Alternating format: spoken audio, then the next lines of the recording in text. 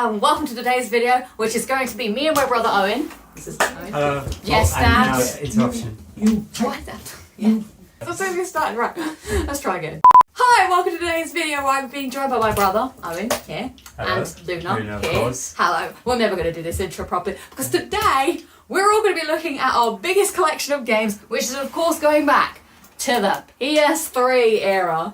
Oh, yes, there it is. Luna, you weren't born when the PS3 was around, and we want to make sure that you don't destroy it. So we're going to go to the loft in a second to collect the games, because there's some over here, but a bunch of them are in this big box up in the loft. But how many games do you think we have in total? Physical. This is just our physical collection. I'm gonna say, I don't know if I'm gonna say 53. Okay, that's a good number, actually. Yeah, well, what are you gonna say? I think I know on PSN Profiles I've played like 70-something PlayStation 3 games. Obviously, some of them are digital. I'm going to say 60 to 70, so I'm going to say 64. Okay, that's fair. The reason I'm going to say that is because I know we've got a bunch of games that we never played. They're still in their Oh, wrappings. yeah, of course, yeah. Wow. I think it's going to be quite extensive. I probably only played about 20 to 30, I reckon, of the PS3 games we've got. Yeah. So I don't like having games still in their wrappings, but that kind of just what happened towards the end of its life cycle. So we're going to go to the loft and investigate the game collection. So come with us to the loft.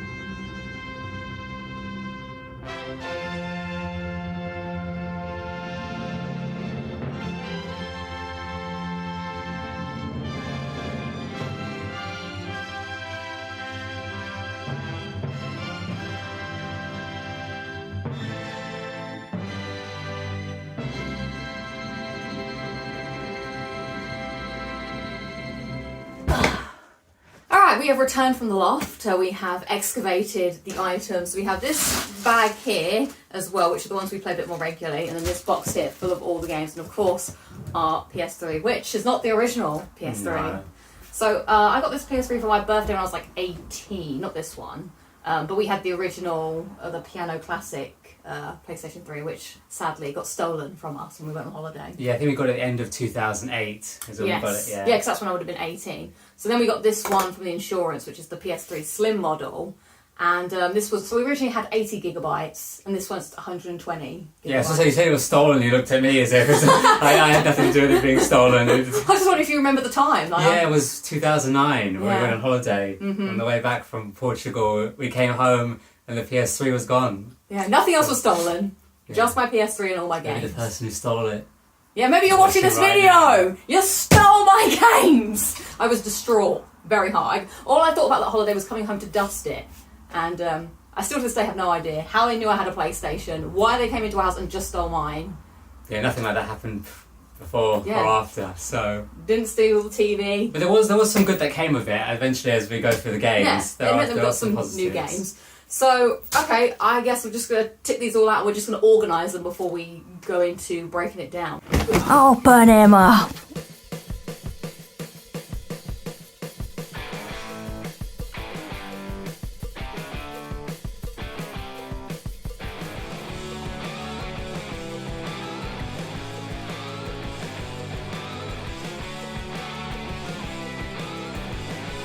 Right, we have organised and compiled all the games into like series. So, what was the count again? Was it 73? Yeah, 78. 78, Yeah. wow, 78 games here. That's not counting any digital ones, which I'll try and think of at the end of this video. But which pile shall we begin with as we go through our... Well, I think let's start with... Do you remember what games we got first? Because I think I can see based on the top layer here. Well, I know GTA 4 was one of Yeah. the games that came first with it. Yeah, so. let's start with GTA, the GTA series that we had then. So we have here GTA 4.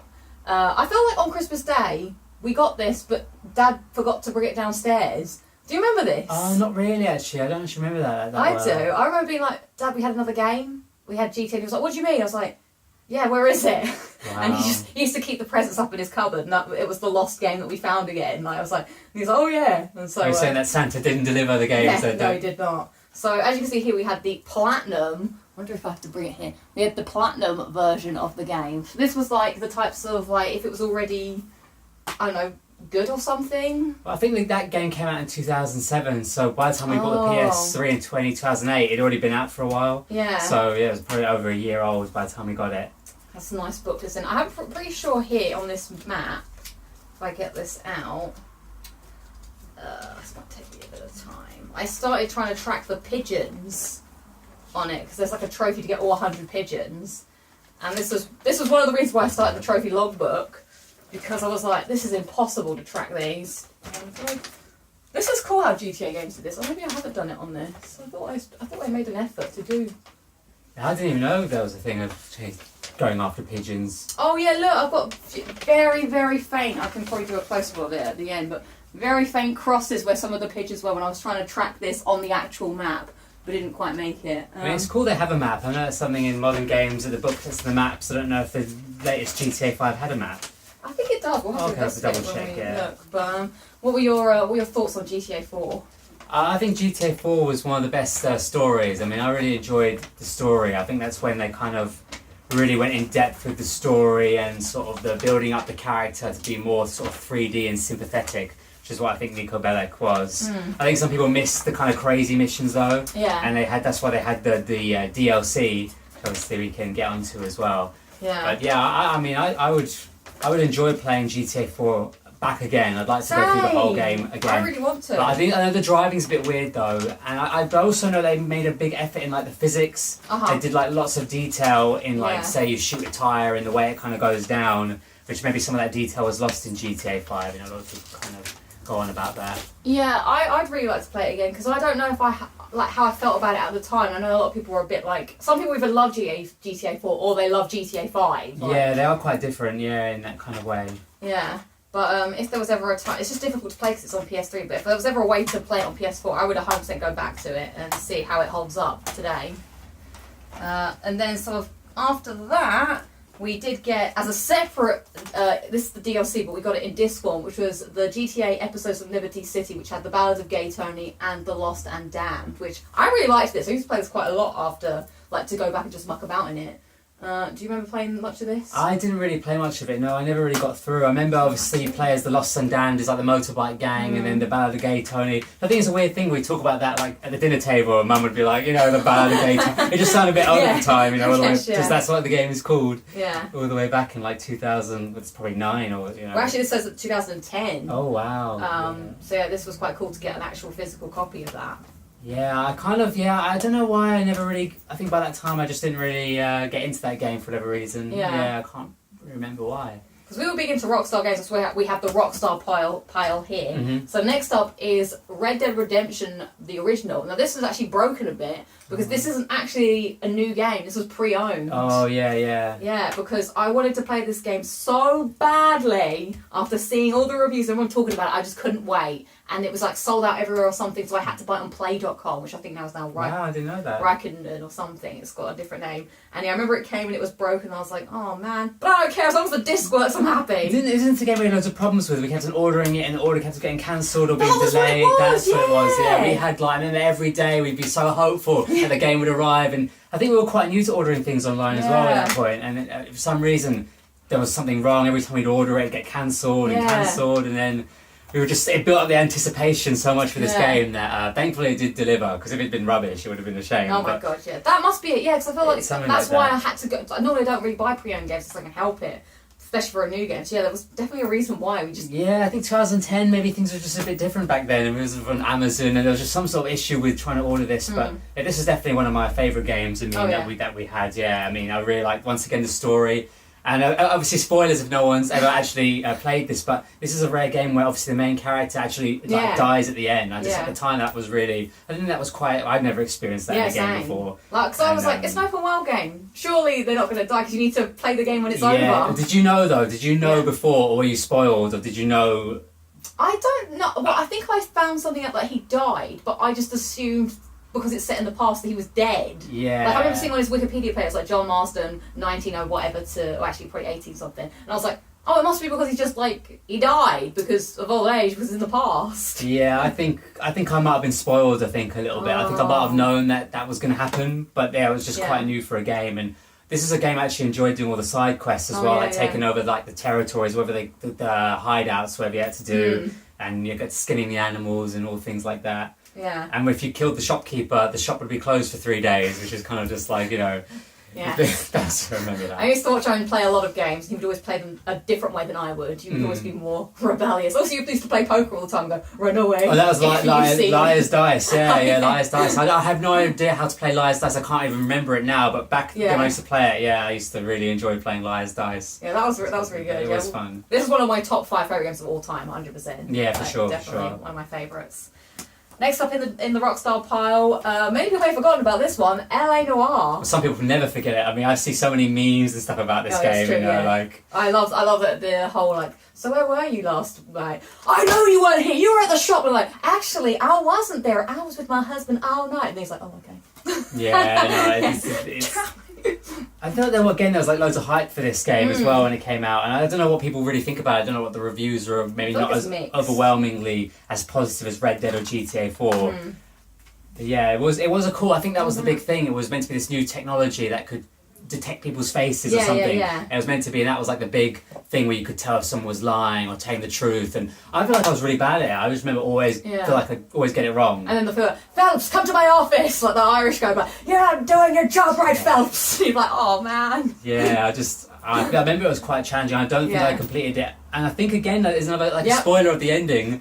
It's like the Rockstar got in the habit of having these endings, but I never knew this because I never played through the end of the game. But there's another person. Cole Phelps, R.I.P. meets his demise. But I got 100% in this game. I very much enjoyed it. I loved how well they did LA, like from what was this, 1930s or something? Yeah, I think so. Oh, 1940s. So they did a really faithful reconstruction of LA. Which the only problem I thought was is Dad calling us? No, he just talks really loud. Okay, yeah. The only thing I remember is like the actual city itself was quite empty. There wasn't much to do in it, and you would just drive around. You had to obviously be driving well, and it'd be like, Phelps, watch the car. Yeah, I don't think it was like with GTA or there wasn't as much side fun things to do, and you couldn't really be a bad person. I don't think. Putting you through now. You'd always ring up the person like, hello, officer. There's been a robbery at 5th Street, and then she'd have to do all those side missions. So yeah, I don't know if I'd play it again though. I don't know. They never made number 2 either. No. So I don't think I need to play the entire thing. But maybe just a little bit. Next up, Max Payne 3. I loved this game. My hardest platinum to date still. I don't know if I can ever reach these heights. I'm not sure if you ever played it. I never played it, no. I just never... I don't know, what year did it come out? This was 2012. I think by then I already had my games. I'd had my fix, I knew what games I liked, and I wasn't ready to learn anymore or knew any. Yeah, I can't remember. I think I just remember watching a review. I used to watch a lot of reviews on IGN back then, and I was just like, well, like Rockstar games, this looks kind of fun. I don't think I got it when it came out, and I just thought I'd give it a shot, and I really, really liked it. I liked the character of Max Payne. He had a very good, gruffly voice. That's what I remember. And it was just, the shooting was just really fun. This is a game I would like to replay again. That was, oops, now I'm just chucking the games about everywhere. And that complete. Oh no, it doesn't actually. Sorry, this looks because it looks familiar. They do look the same, yeah. They do. And finally, in the Rockstar pile is of course the game that's still number 1 on the PS Store every month. It's GTA 5. So this is the original. We got this probably at Christmas, I imagine, not on the day it came out. Yeah, 2013 Christmas, I'm pretty sure. Yeah. And so I didn't actually complete this version of the game. Because then we got our PS4 the next year, so we just got it again on PS4, and I completed the story there. I don't know. I do like the game, but I don't know if I like as much as the originals. I don't think the map is as good. Like I hate how a lot of it is just taken up by the mountain. But I do think the world and everything and the characters. It was fun, but the story doesn't stick out to me as much as the others. Like I've never completed that. I never completed the story. I just couldn't really get into it as much. But it's fun playing around because you've got so much things you can do, and like even recently on New Year's Eve we're going to the pier where all the fun area is, and you can go on the rides and stuff. But yeah, for whatever reason, just never really got into that game as much. Yeah, I don't know. I'm looking forward to someday, hopefully, playing GTA 6 and seeing what they're going to do with that. They're so GTA games. Obviously, we always buy pretty much all the Rockstar games, but their GTAs are a staple that we never uninstall. So you always might want to go back and play one. Yeah, I'm excited for GTA 6 to how big the sandbox world can be now. Like all the things they've done, how the world is immersive. Like how can they top what they've done so far? Because I know that Red Dead 2 was pretty big on that. Obviously. Not a PS3 game. So this is kind of like the joint selection. I guess where should we go next in our pile of fun? So our first ever game on PS3 as well, other than GTA 4, was actually SmackDown vs. Raw 2009. So I actually got the PS2 version of the game first because I still had a PS2. And then when my dad was like, "Oh, you can get PS3 for your birthday," I was like, "Okay, then we have to buy the other version of it." So this is obviously a DX. I forgot about that. Yeah, this was very tag team focused. Yeah, that was the big new thing. There was like the hot tag was the big new update in the game that year. Yeah, together you're unstoppable. So I think this was before trophies came out, so there are no trophies for this game. But this was our first PS3 game because every year at Christmas we would always play a WWE game. So this was our first PS3 game. So I don't remember it too much, but the hot tag stuff was pretty good. Yeah, I think these kind of games, I don't know how much I went back on a lot of these games. Once the yearly release is done, the next one comes out. I don't know if I ever went back to this again. That one has less. Oh, and featuring ECW, lest we forget. Yeah, they were gone by 2000. Well, almost, 2009. Next up, kind of like a spin-off one, which is Legends of Wrestlemania, which I guess is the sort of origins of the showcase. Yeah, that's true. Yeah, this was like going back but I liked how you could relive, but also you could change things. They had like a tagline, so you could play relive, rewrite, and redefine. So rewrite, so you play Shawn Michaels as Bret Hart at the Iron Man, but this time they want Bret Hart to win. Yeah. So you like re-change history for anybody who knows that history. Yeah. But yeah, I thought this was fun. I like listening to all the Legends music, and I got a good understanding of the golden era of wrestling. It's weird because everybody was really bulked up as well. It was like an arcadey. They made it like arcadey. The controls meant to be more easy, but they put in a really weird pin system. This was the first time they did the pin system where you've got to stop it, but it was really difficult to kick out. Yeah. So I just feel like they were trying to make it easy to play, but made it really difficult to kick out. Yeah, this is one of my first 5 platinums, I think. Actually, maybe not. I think it's one of the ones to be the longest. But I like this. This was fun. Yeah, that's fun. Maybe underrated, maybe. Yeah. Well, this is my first ever platinum. I believe it might be your first and only platinum. Wow, yeah. It's either this one or the next one. How many trophies I've got. You've got one platinum, I know. One platinum. I'm on the lookout. So this is SmackDown vs. Raw 2010. I don't really remember much about this one, but I know I really liked it. Is it this one or the other one that I really liked? I think this one is the one where when you start in the ring already. You know, like how FIFA does the thing where you start in the pitch and you already start in the warehouse with John Cena, Randy Orton to start off the game. Yeah, I don't really remember this one that much. I think it's 2011. I remember much more. Yeah. I think it's also had that Road to WrestleMania mode. Yeah, but I feel like the Road to WrestleMania mode was in 2009, 2010. But I think 2011 was the best Road to WrestleMania. Yeah. So actually, fun fact for you wrestling fans, we've got a different cover in the UK. This is the European. It's the European one. Version. So the American one's got, I think it's John Cena, Big Show, and The Miz. And we've got Randy Orton, Undertaker, and Sheamus. Yeah, I played this one a lot. Like, I remember doing the, what was it called? It was that create your own WWE storyline type thing. Story Designer. Yeah, I love Story Designer. People love that. Yeah, that was like the community loved that. Yeah, I was on that. I spent so much time on that. Yeah, I just think the Road to WrestleMania was one of the best ones because they had the time machine. Oh, there's a Christian. And you go back and that was just... this is the last time they did the Road to WrestleMania mode, I think, and this is probably the best one. Yeah, that's pretty good. God, remember all the things where you had to do your online passes back in the day? This one doesn't have it, but I'm sure we'll get some games with like, don't forget to activate your online pass to play online. And now this is when... This is kind of like when things started to shift a little bit. So we've now got... It's not SmackDown vs. Raw anymore, it's WWE 12. Actually, what did they call this? Just WWE 12? Yeah, WWE 12, yeah. I think it's still THQ and everything, but I just remember the big thing was the Predator technology. That's basically the wake-up taunts. That was what I just remember the thing in this game. And of course, Universe Mode, that was in the last game, but Universe Mode was like becoming one of the main features now. Yeah, this is kind of like the step up into a new sort of playing... how they're going to play the game. So I do want to play this one a lot. I feel like whenever there's a new sort of like leap, it's quite interesting to play them, but I don't have much recollection of anything else of this one. Yeah, I don't remember this one that well. Yeah, but then of course the next one, I remember the song for this like, whoa, revolution. Yeah, WWE 13. Yeah, with CM Punk, WWE 13, Live the Revolution. This was the Attitude Era. I think this was like officially the first showcase mode where you played through like just random stories of the Attitude Era. So maybe there was like the rise of Stone Cold and DX and things like that. Yeah. So I think the roster, they got a really impressive roster on this game.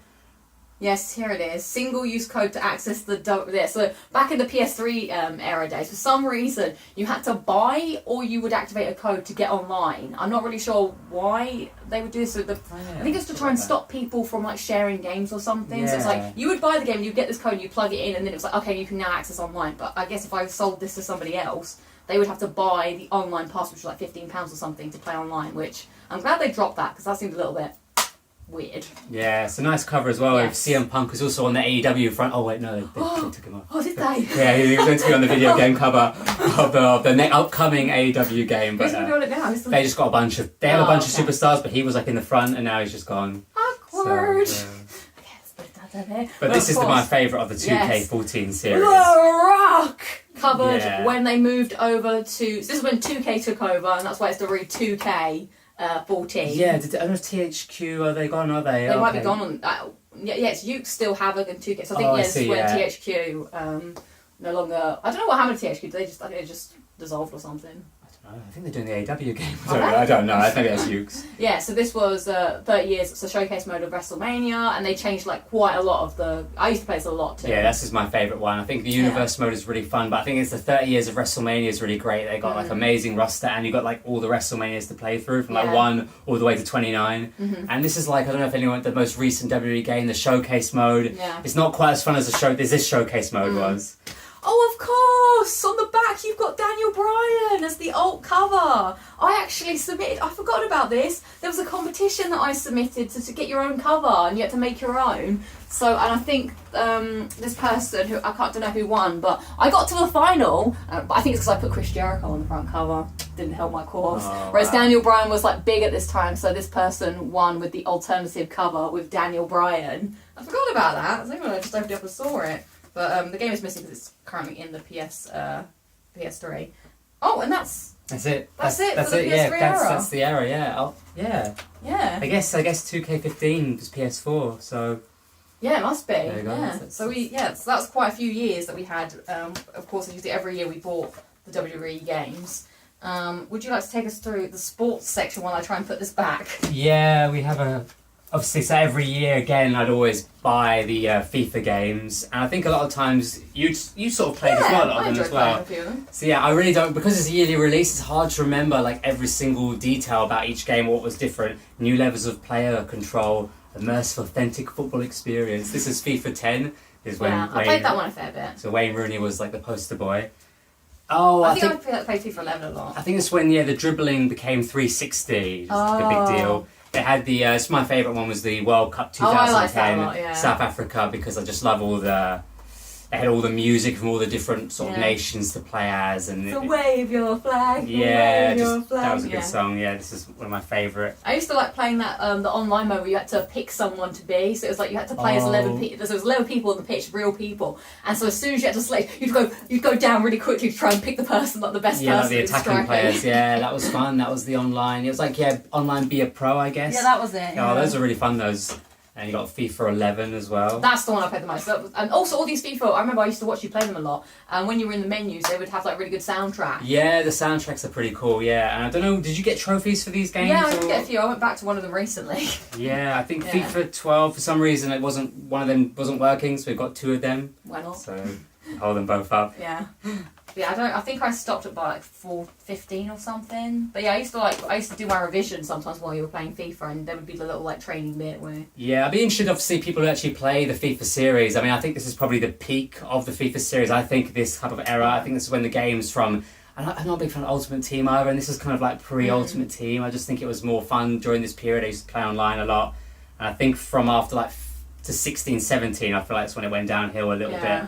So I just think this era was really fun, and I don't remember this game at all. I remember the World Cup 2010. I don't ever remember playing this one. I don't know why. Maybe you should start playing it because. Why did you get it? Because I really like the last World Cup games. The World Cup games always. I wish they made World Cup games now, but now it's more like. I guess they're already part of the FIFA game, or they're part of DLC. I think. Yeah. Interesting. And then. And then the last one, FIFA 14. Yeah, I think at this time it was such a winning formula that every year they had the games are really fun. Yeah. There's not really much shares here. Although of course this year's the first year they're not going to be FIFA Did you know that? Oh, what are they called? Something else now? Yeah, I think it's called EA Football or something. Oh, EA FC or something. EA Football Club. I'd heard they were going to do something like that. It's because they don't own the FIFA rights or something. But I think FIFA are going to try and make their own game. Oh, but okay. the people that but EA are going to call it EA Football Club. Okay, so that's really be mindful that you're buying the right one because Yeah. I'm not really sure what FIFA are going to do with their version of the game. Wow, so how many? That's quite a few, isn't it? FIFA games, yeah. Yeah, 10, so you got like 6, 7, yeah. Yeah, if you got one for every year, so 1, 2, 3, 4, 5, 6, 7, 8. How many wrestling? Oh yeah, how many? 1, 2, 3, 4, 5, 6, 7. It's because you've got it's 7. It's 7. Yeah, we were loyal. We buy the yearly releases. Well, we had the PlayStation for 7 years. Yeah, we bought one every year. Yeah. Yeah. So we'll go from your area of expertise to my area of expertise, which is of course the Naughty Dog selection of games. So we have here. So this is what made you. Yes. This is what made you the person you are today. Lucy was a different person for Uncharted. And it's just changed me to my foundation. Yeah, but I feel like I was going to say though, the PS3 era I think is when we did take our. We were always big gaming fans, especially. But I think this is when you really fell like in love with the gaming and the trophies and the online experience. Business. Yeah. So anyway, sorry. I used to listen to a lot of podcasts here as well, and that's why I started to learn like what all the things meant, like what's a AAA game, and what's a studio, what's a publisher and developer, and all that stuff. I don't even know that. Yeah, so that's when I started to learn. So I have 2 copies of Uncharted 1, just because I picked up another one at work. But this was the original one we got, and we got this version because when we got our PlayStation 3 stolen, we had to pick replacement games, and so one of the replacement games we picked was Uncharted Drake's Fortune. I didn't know that, wow. Yeah, because they, unfortunately, they couldn't replace Lost Via Dominus, which is a game that I do not have anymore, because it was stolen. It was the Lost video game. Oh, it wasn't very good. Yeah, I kind of want to get it again just to have it in my collection, but yeah, there was a couple of games where like we can't get this for you, so you need to pick a different game. So we picked Uncharted 1 or Drake's Fortune, and we picked Assassin's Creed, which we'll get to in a bit. I think it was number 2 we picked. 2, yeah, it's pretty cool. So yeah, I actually played Uncharted 2 first. Uncharted 2 was the first one I got in 2009 for my birthday, and then I got up to the bit where Nate meets Elena and was like, there's some history here. I think I should go back and play this one first. So I started playing this because I loved it so much, played this one, and then went back to this one. I don't know, well, you can find out more of my thoughts on Uncharted in my multiple videos. But this Uncharted 2 copy holds a special place in my heart. I believe this is the one. It's not the one. Where is the one? It must be in my... I knew this would happen. I knew this would What's the one? What's so special about the... Okay, I have another. I'll have to do a pickup. I have another Uncharted 2 which was signed by Nolan North. Oh wow! Yeah, damn! I thought this was it. It must be my PS5 game, my PS4 games box. But I got him to when I met him, I got him to sign the cover. So this isn't actually. But one day I want to like frame it or something if I ever. But this sadly isn't actually. This is my. So I've got 2 copies of Uncharted 2, which means that I actually have. We actually have 79 games. 79 games. Yeah. So yeah, I'm not going to spend too much time because I do talk about these a lot. But yeah, Uncharted 3, got that next. I was super excited about this game. The hype was unreal. It was 2011. This game came out on, I think it was the 11th of the 11th, 2011 or something. Whereas I think Skyrim came out on the 1st. No, actually I think this came out on the 1st of the 11th, 2011. Skyrim came out on the 11th, 2011. So yeah, I played like a ton of multiplayer, and I think if we look at this, yeah, online pass to get on and play the online. I remember everyone was like swapping subway codes to play online early, so that was pretty good. And then of course, The Last of Us on PS3. This game I have again, another copy of it here. So here's I don't know why I have this game twice. I think I just picked it up at work on a charity sale or something. Yeah, that's kind of the open. I don't know what you call that one. It's like the demo version or something that they give out, or like a beta. I think maybe it's the review copy. It's like the review version that they give out. But yeah, this is the one I actually bought back in the day in 2014. Again, the first thing I did was I played the online until like 4 a.m. in the morning, and then I got into the story. And yeah, of course I've played it 3 times since on every other console that's come out. So yeah, got the platinums and all of those. So that's my favourite collection, which is of course the Naughty Dog. There wasn't any other Naughty Dog games that came out on PS3, was there? No, this was it. There's no Crash games. Oh, they're not. No, they don't even own them anymore. So yeah, And then if we just look at this quickly, that was Last of Us. I also got a review copy of MotorStorm Apocalypse. That was from my time at IGN when I went to, what was it? It was like some sort of event where we had to review it. So they gave us a copy of the game early so we could play it. Very, very close to getting the platinum on that. I'm like 2 trophies away, but I'll never get it. They probably shut the servers down now. They were like multiplayer ones, but I kind of did really... What kind of game was it? What kind of genre was it? It's a racing game, but it's like set in the... it's kind of like... not like F1, but a bit more like rough and like that's not a very good description. Describing racing. It's like a big game, and if a lot of people would know it. Or MotorStorm is quite like a franchise. It's like dirt racing kind of thing. So it's like you bash other people's cars up, and it's like in the open road type thing. It's not monster truck. It's just a bit more like freeform. Where shall we go next? We've got 4 more franchise piles. Do you want to go?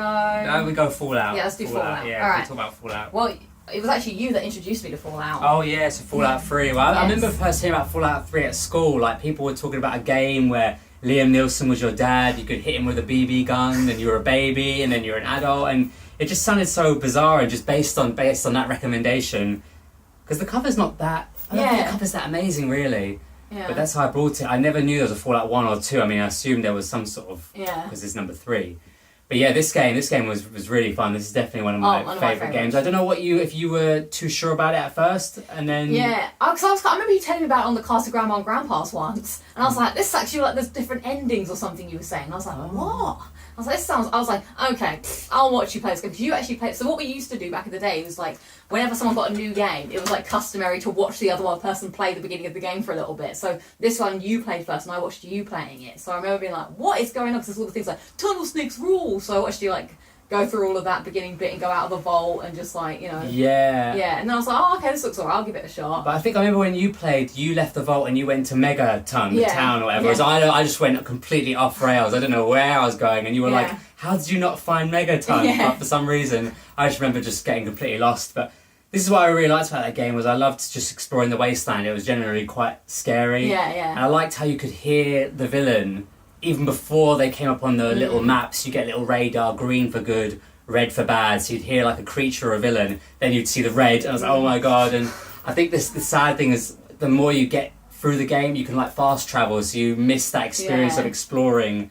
And what's that mission with the fire ants? Oh my god, the fire ants! And that was that was the first place I went to, I think. The fire ants is a horrible place to go to. I remember watching you play that bit, and there was because we were really scared, and then you did the bit where you opened the door, and that guy was like, "Hi!" right in your face. We both went, "Ah!" They must have known that because I didn't fight the ants. So I was just running. I was just running through the ants at the end, and the fire ants, and that was horrible. Yeah, this was another game that I enjoyed watching Owen play, because I always play games like a good person. But Owen just likes to do whatever he wants to do, and I enjoy playing the evil way. I feel like you're rewarded more. Like I tried playing good, I had no money, nothing, everything. I couldn't buy any guns. So if you play bad, you get more sort of, you get more money, you get more weapons. And it's just fun pickpocketing and sort of stealing and things like that. It's only a video game as well. You tried to murder everyone in Megaton. Yeah, that was part of the challenge, because one of the interesting things about this game is it auto-saves. So when you leave any building, it just auto-saves. So if you kill like a big character and you try to escape, that could be it for you. You could get stuck in a loop of just being, and that was it was part of the challenge, was being able to kill someone like Colin Moriarty, is that the right name? And then being able to leave the town, and everybody forgives you in the next few days.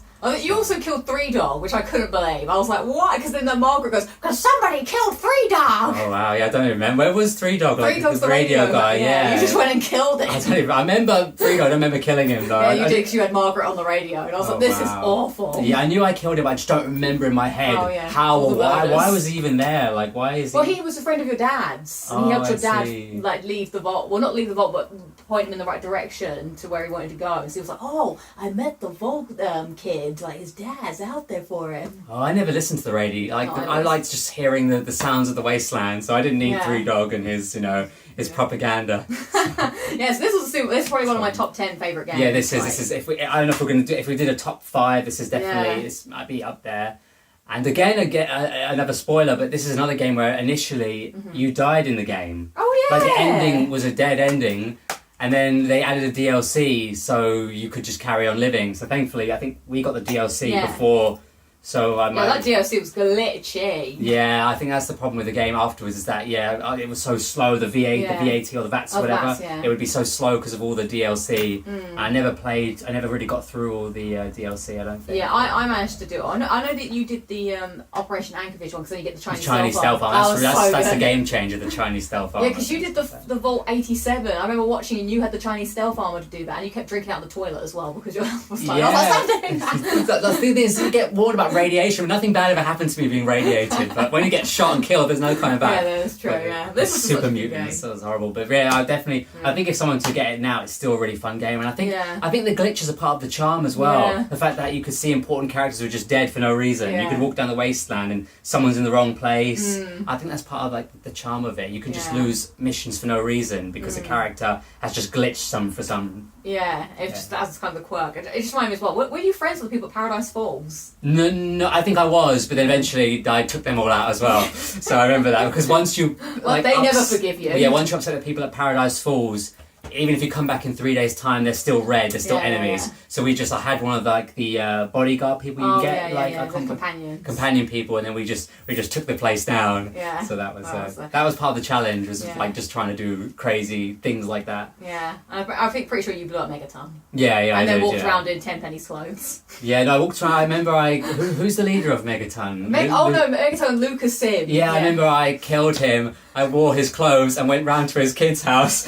It sounds like I'm going to be a psycho, but this was only for like 16, 15 at this, but that was quite funny, just walking around in his clothes, like a bad I'm the sheriff now of Megaton. But I did try playing again later, being good, and it was really, and I tried to save Lucas, but he still got killed by Mr. Burke or whatever. Yeah, so when I did try again to do the right thing later on, but it was much harder. Yeah, that was pretty good. So the next one after that was Fallout New Vegas, which was actually made by it was made by Bethesda, but it was another kind of Obsidian. That's it. Was the people that. So this was slightly different. Now controversially, a lot of people like Fallout New Vegas more than Fallout 3. Oh wow, I didn't whereas know that. I actually prefer Fallout 3, but a lot of people think the writing is stronger. Oh wow. Did you finish this game? Yeah, I never finished it. So for me, I was always big on Fallout 3. Yeah. I know I did play a lot of it, but I know there was like big thing about factions and gangs and groups. The most wanted game in 2010, it says on the back here. Oh wow, that's interesting. You go for every game and they'll say they're the best or the most wanted of that particular year. Like I did really like the strip and like exploring everything, but the faction stuff, like one of the things I like about the original Bethesda like Fallout 3 and Skyrim, which we'll get to, is that you can just do anything and everything. There's no consequence for it. Whereas this game is like, oh, you've upset Siege's Legion, and now you can't and it's like, oh, and I can't remember the other group in it now, but it was like if you did the Brotherhood still always in it. Yeah, if you do one thing too much, then you upset the other factions. I wasn't too keen on the Mojave Wasteland as much as I was the Capital Wasteland. Yeah. I agree. I don't think I ever really got through this game that much, but I'd be interested playing it again just because. Whereas I don't think I could play Fallout 3 again, because I said I did try playing it again, but once I've already lived it, I've already experienced everything I wanted to experience, and I don't want to do it again because I grow attached to my original Lone Wanderer. Yeah, I don't want to recreate it again because Well, you're the courier in this one. Yeah, I wouldn't mind trying that one again because I don't have that much memories. I just remember some of the bugs or the things that fly in the air. They're really dangerous, aren't they? Yeah, I just remember that. Yeah. So I like this. I didn't really care for the split endings though, and the actual main storyline didn't really appeal to me. But I liked going to the strip, and I did actually get the platinum in this one. So then the next one on Bethesda is of course the game that also never stops being remade. It's Skyrim. So I actually think you were the one. Actually, a lot of the time we used to split So actually these games, a lot of them, me and Owen would split our Christmas money to get them, so we could have like half own both of them. So we got this for £11. I used to scour the deals so that was that 11 each or? I think it was £11 each, yeah, because it was £22. Oh, okay, that's pretty good. So I used to scour the deals to try and find, because we would get, like, for Christmas, like, you'd get £40, I get £40, so together we had £80. So it's like, let's see how many games we can get for our £80, so we can get them for Christmas or birthday. But I think you were the one that was talking about this. I did see a little bit at EGX one year, but I was not sure if I liked fantasy. Yeah, I think this was Christmas 2011 we got this game, but I'd say even though I guess I was the one who pushed for it, I don't think I actually played it that much, I don't think I ever really, I couldn't quite... You really have to commit, I think, time and hours into it, and Feel this map. I just wasn't prepared for it. Oh, that's quite nice, isn't it? Oh. It's like a proper, I remember. Yeah, I remember it's like a proper map. Yeah, I remember when we opened opened this on. because I won't be able to play. I want to frame this one day. This map. Yeah. I love Skyrim. It's like my second favorite game of all time. Oh wow! So I just. Yeah, I do remember watching you play it a little bit. You played as an Algonian that you called. What was the name of the Ice Warrior? General Scalback. Oh, was it? But I don't know because that would have come out before that though. Yeah, but you went back on it one time. Oh, did I? Yeah, and then you went and by the time I played it was 2013. Yeah. Oh, okay. And you made like the Algonian, which is a lizard type character. And you named him General Scalback. Oh, I can't remember. I really seriously don't remember that. But Scaldak was the name. Yeah, from Doctor. Yeah. I remember that. Actually, I remember creating the lizard a little bit. Yeah, I remember watching you do it. But I think, as I said, you really have to like put a lot of time into build up your powers and get used to all the different settlements and really get into the quests. So I probably could have got into it. I just didn't put enough. You know, the game you've got to put like 10 hours or 15 hours just to really get into it. Yeah, this is probably the game on PS3 I played the most. I'm pretty sure my save file was like 300 and something hours. Like, I would just play this all the time. Yeah, I love this. It was always my happy place. It's always called Skyrim my happy place because it's just endless. Like, there's still like quests that I probably haven't even done on it because I know there's one quest where you have to be level 80 to even get to it. But yeah, I put a ton of time into this. So it definitely is one of my favourite memories on a PS3. And it surprised me because again, it wasn't something I didn't think I liked dragons and magic and stuff. Yeah. So that was a surprise. So yeah, that's our Bethesda collection. I guess we should move on to maybe Assassin's Creed. Yeah. Yeah. So again, this was one of the ones that we got as a replacement for games that we couldn't get. I can't remember what other game. It must be something else that we couldn't get, which is why I got two games. I don't remember, but I think you were the one again who. Yeah, Assassin's Creed. So I remember when we had a PS2. I remember seeing like it was maybe IGN or something like a review for Assassin's Creed, the first one. Mm-hmm. I remember thinking it looked so good. I was like, oh wow, that's the next generation of games. It just looks so impressive. So when we had the chance to like basically get a free game essentially, Assassin's Creed 2, and I just knew I had to sort of experience that game because I just loved how the cities looked, and I really like Assassin's Creed. I don't know what happened to it later on in life, but I only ever played the PS3 versions of it. And I love the whole sort of being able to hide in like the bushes or hide in the little jumping from the top. I liked how you had freedom in how you went to assassinate somebody. You could do like stealth, you could just go crazy and just kill everybody.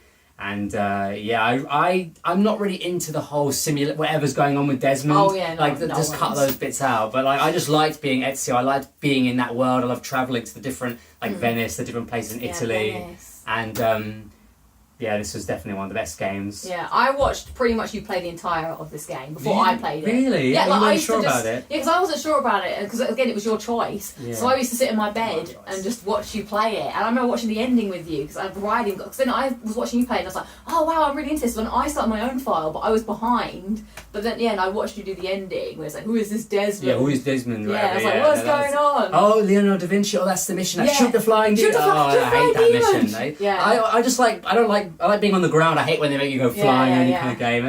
The platforming, the free running. That was one of the big things. This is a really good game. And I got really into it. This is the one we got first because this game, this was just I literally just bought this like the last year, like a year ago, like because I just finally wanted to play the first Assassin's Creed and I haven't actually played it yet. Yeah, literally. I think maybe you tried it a little bit. I mean, I think I might have tried it a little bit. I barely tried. I don't think I've ever really played this one. It's a bit stiff, I think, especially when you go back from this. Yeah, once you experience the later games, it's difficult to go back and play the first one. But this is the game that made me want to buy Assassin's Creed 2. Yeah. Just watching clips of it on YouTube. And I'm pretty sure you said your friends were talking about Assassin's Creed. Yeah, possibly. Yeah, I think it was just. This is probably one of my top 5. I can't even separate number 2. Or Brotherhood, which is there because for me they were both really good games. I don't even remember what's so. This is Rome.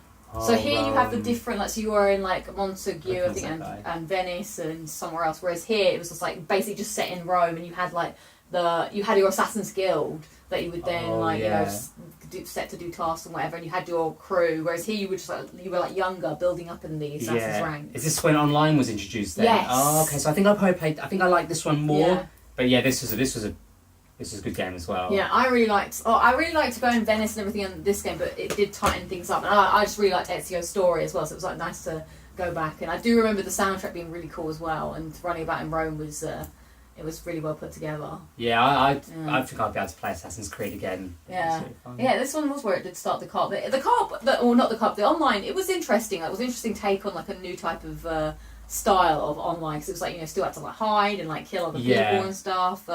I did get into it, but then it sort of went too far. I think I remember we would take turns playing online. I think when we first got it, we'd take sort of turns, and that was quite fun. Yeah.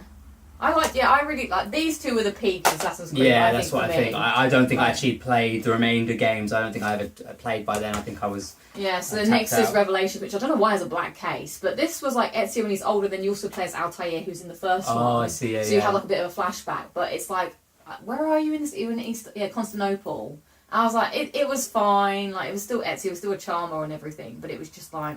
This is so you know how you're saying in this one you could just do whatever you wanted. Like obviously there was still a few things. Yeah, I thought there was a freedom in the way you went about your business. This was super strict. Like it was like, oh Ezio, you need to do this. But if you thought this one was strict, this one you had to do. This is Assassin's Creed 3. You had to do it exactly the way it was. Like, oh, Connor doesn't kill animals without skinning them. Oh, you have to murder it, and it became like really showcase. Really, yeah, exactly. Like absolutely, like to the letter. So. Whilst I was sad to see the end of Ezio's story, this one was like, oh, we're going to have some new assassins. There's going to be... Actually, in fact, the guy at the beginning, I can't remember his name, the dad, he's actually better than Connor. Did you ever play this one? No, where is it? It's not in Italy anymore, is it? Or no, this was like in... actually, you would probably maybe liked it. It was like revolutionary America. So it's like a return of... I can't say, I just never... By then, I just never gave it a chance. And I think I was quite busy as well at the time. And just... I don't actually say it on this. Yeah, Out of the Round of the Freedom Forge. Yeah, it's something to do with the American Revolution or something. Or Liberation. I do not like this game. It was probably one of the worst platinums I've ever got. The multiplayer was annoying. It wasn't fun being Connor, and it stopped me playing Assassin's Creed for many, many years, which was a shame. So, but yeah, I love this series a lot. I just think it's sad how it died for me, a painful death. So then we also have here a couple of Lego games. So Lego Harry Potter Years 1 to 4. Do you ever play this? I don't like Lego. Okay. I just don't like Lego. No, I don't know. I never gave it a chance. You know? Yeah, it's more of a collectathon type thing. I mean, I think the Hogwarts and the Harry Potter dressing was probably the best part of this. Yeah, I can imagine like Harry Potter games would be quite cool because there's not many Harry Potter games on the PS. Well, that's the thing. We used to have, like, if you watched our PS1 and PS2 collection, we had the Harry Potter games. They were so fun, those early ones. PS1, PS2. And they're really hard. On Amazon, they look like really expensive. Like, if you want to buy them now, they're like really expensive to buy the PS. So yeah, I got this. I remember listening to a lot of podcasts. Actually, there's a certain level on this that reminds me of listening to Drew McIntyre's podcast on Talking to Jericho when he got let go. He was like, Drew McIntyre will be back. Yeah, I remember he was really determined, Yeah, I was so fancy of that. And then, of course... Lego Rock Band, which was one of my favourites. In fact, we do have, if I grab it here, we have 2 Guitar Hero type games, all praise the plastic, musical instruments. So this was the first one I had, Guitar Hero World Tour, had some classics like Blink-182, Damn It, and yes, we say Blink-182 over here. Or do we say Blink-82? What do people say? So some people say Blink-182, which I think is what we say, and in America I think they say Blink-182. Oh, I think I say 182, yeah. Yeah. Osborne, Mr. Oh my god, I remember that, and Crazy Train. So, Smashing Pumpkins today. So, I don't know, I enjoyed it, but these songs didn't really appeal to me. But then, when the person stole my PlayStation, they stole this and my guitars, and they gave me the next game. How did they steal the guitars? Actually, they didn't steal the guitars. I was going to say, they got walking out with these plastic guitars. Remember, yeah, so they stole this, and then so the insurance company gave me the next one, which was number 5, and I was like, I don't want the next one, I want the one that I got for my birthday. So I sent it back, and then they sent me this one. But I actually preferred Lego Rock Band because it had a few more like I don't know, maybe poppy songs, I guess. You got to make Lego Lucy, so it has stuff like Foo Fighters Breakout, Final Countdown Europe, Accidentally Love. Like, it's kind of like those kind of songs. Oh, it does have Blink-182, Aliens Exist, but I love this. And here, I have my guitars. Let's get this out quickly. Some of these songs are quite good, actually. I think now I know them. Yeah, like I like The Doors, Love Me 2 Times. Yeah, but at the time I didn't know what these songs were. Yeah. And I remember being like, I liked Misery Bit. Misery Bit is my favourite one. I did used to buy a lot of the DLC songs, but back then, like now I know a lot of them, but I hadn't heard of that. I remember I used to get really annoyed by that Smashing Pumpkins song, like Today's the greatest night. You know that song? I want it all. No, I don't even know the Metallica one, Trapped Under Ice. I don't know that one either. Give me another one that's in there. Let's see if I know it. I had 2 guitars, so I played bass and guitar. Is that Demolition Man, Sting? I don't know what that is. Yeah, I don't know that one either. Nirvana, About a Girl. Oh, I do run it, and it's you. I do run it, take advantage of. Oh, I can see you every night. Free I only know that song because of this. What about, obviously the Joker, Steve Miller Band? Some people saw me the space cowboy. Oh, da-da-dun-dun. Yeah, that's right. Some call me the king of love. Da-da-dun. Some people call me something. And it's like, Because I won't. I'll beat it, might beat it, Michael Oh my Jackson's god, on that was a here. great song. I remember Yeah. the guitar song. That. Beat it. No one wants to beat defeated. God, that's a high song. Show 'em up, forget strong as your back. But yeah, so we had this, and then someone else would get the mic out, and we would never have the drums, but yeah, I'd play that for hours and just sit in my bedroom singing. So those are our plastic musical things. And then I guess we have 2 more categories left in the category section. So we've got the Batman games. So we've got Arkham City first, and then Arkham Origins. I don't know if you played these games. I played a tiny bit of Batman, Arkham City, Yeah. but once again, just not enough. I never really played this one. Yeah, I remember everyone telling me, like, Lucy, you have to play this game, it's the best game. And I was like, I don't care for Batman. I was like, it doesn't matter if you don't like Batman. You will like this game. And I was like, really? So I think someone lent me Asylum first. So I don't have Asylum physically because it was a friend that gave it to me. So I played that, and then I realised this was more of like an open world one. So I think Asylum's my favourite one, City's next favourite, and then Arkham Origins, I don't know, I completed it but I never platinumed it. It had a different vibe to it, this one. Like, I did like the Christmas setting, like this one was set at Christmas. And actually, this one was made by a different company. This was Warner Brothers, whereas this was Rocksteady. So it was a slightly, I don't know, the controls were slightly off, and they had different people playing Batman and the Joker. But yeah, I loved these games a lot. Like, it got me into Batman. Like, I liked learning about all the crazy villains and everything that were in the world of Batman.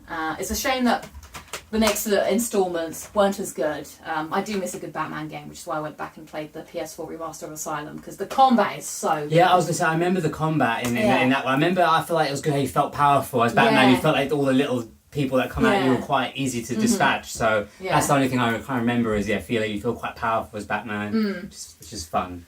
And then our final category for the miscellaneous These category. are your favourite games. Oh god, that was terrible. I'll let you take it away. Well, yeah, just the top spin games. Yeah, we like tennis a lot. So yeah, playing these games, was quite fun. Out of the 2 of them, I have to say I prefer Top Spin 4. I think Top Spin 3 is a little bit difficult. It's got missing some sort of big characters. And Top Spin 4. The only thing I don't really like about... Nadal's not in 3, is he? I don't think he's in it. Yeah. No, he is in it. He's only in the PlayStation version. Oh. He's not in like the Xbox version, which is really weird. But Djokovic is not in this one, which is a bit of a shame. Yeah, this game I don't think was that great. I think it was just a little bit too technical. Yeah, that one, I found that game very hard. I used to hate playing it. Yeah, I mean, this one I thought was really fun though, like the sound, the atmosphere. As someone I could watch tennis and you want to feel like you want to play it. I liked playing as Nadal and Djokovic and Murray. The only thing I didn't like was like this. I never was a fan of this, but like the season mode, the story mode. Oh, yeah. You have to play as a created character. I hate that. I've never enjoyed. I wanted to just play as Nadal or play as Murray and just go through the whole calendar playing each sort of tournament and event. I don't want to play as like Johnny Shoestrings, just making up some random person. It's just not very. I don't. Some people really enjoy it, but I'm too lazy to go through all of them. I never got into it either, creating characters. I'm just too lazy. But right. no, this was. I think anybody who was a Top Spin was probably thinking, "Oh, what happened to Top Spin 5?" And a lot of people really wanted it to come out, but it never has. And it's a shame because I think the makers kind of understood tennis in a way. Yeah. Who makes this? Is it 2K? 2K, yeah. Oh, that's a shame. It swapped it for WWE. That was That's what weird. happened. Famously, there is a note. I don't know if you remember this note. Because I used to find the game so annoyingly hard. I used to always get really frustrated. So it says, Lucy, do not play this, even if you think you want to. You really don't want to. I had this note in here. And then Owen wrote on the back, you must play, Lucy, for Nadal's sake. And I was like, very funny. As if some sort of voodoo would be on Nadal if you didn't play the game. Yeah. But I don't know why you didn't like this one more though. Like you never put a note on this. This one is much more tougher. Like I'd be sweating playing this game. I remember you had a towel. So I'd literally have a towel tennis player because the matches were so brutal. I'd always have to lose the first 2 sets and then win the next 3 just because the AI just runs out of stamina. This game was brutal, Do you remember we used to play doubles and I wasn't very good? And we get destroyed in doubles. Even in this game, you just get absolutely destroyed in doubles. Sometimes we'd try and play games together. Like we'd also play FIFA together sometimes. I think I was a bit better at FIFA. Well, I'd get more frustrated at FIFA though. It's a bit silly because it's only meant to be like fun, but like it's just so.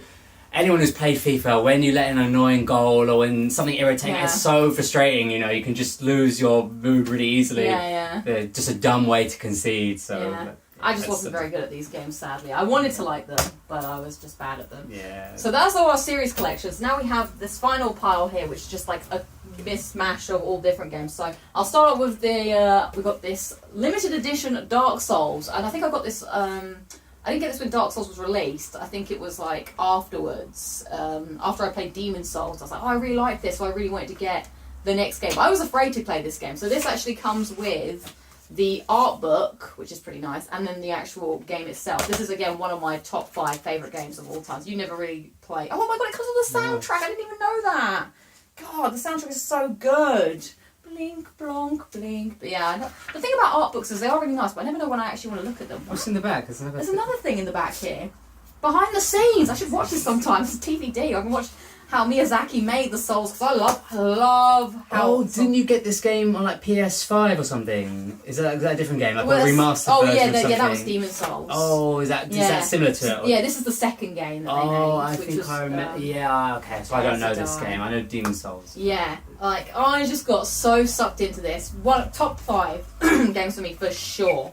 Like, even though I never actually used the limited edition, but it is quite cool to have it. But yeah, fond memories of playing this. Listen to a lot of Talk is Jericho, especially in Blighttown, which I was stuck on for 2 weeks. And I remember listening to Bret Hart's interview on that, and his connection wasn't very good. He was like, well, Chris, blah, blah, blah, blah. That interview was really annoying, yeah. Yeah, he was about Goldberg. Yeah, I say now Chris Jericho doesn't have any WWE guests on his podcast, so... Yeah, I have a lot of memories listening to Talk is Jericho playing this. I remember when Lights Go Out came out, and I was in...